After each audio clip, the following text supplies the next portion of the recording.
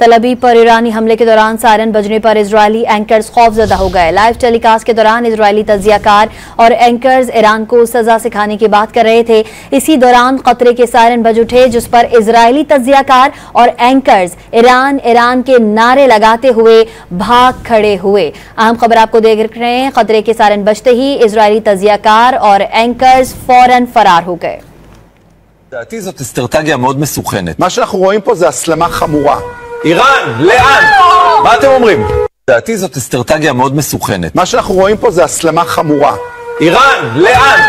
מה अתם खतरे אומרים? के सायरन बजते ही इजरायली तजियाकार और एंकर्स स्टूडियो छोड़कर फरार हो गए। ईरानी हमले के दौरान सायरन बजने पर इजरायली एंकर्स खौफ का शिकार हो गए और फौरन स्टूडियो छोड़ने पर मजबूर हो गए। ईरान के नारे लगाते हुए वो स्टूडियो से भाग खड़े हुए। खतरे के सायरन बजते ही इजरायली तजियाकार और एंकर्स फौरन स्टूडियो छोड़कर फरार हो गए। ईरानी हमले के दौरान सायरन बजते ही इजरायली एंकर्स खौफ का शिकार हो गए और लाइव प्रोग्राम में ईरान को सबक सिखाने की बात जारी थी, जिस पर वो फौरन फरार हो गए।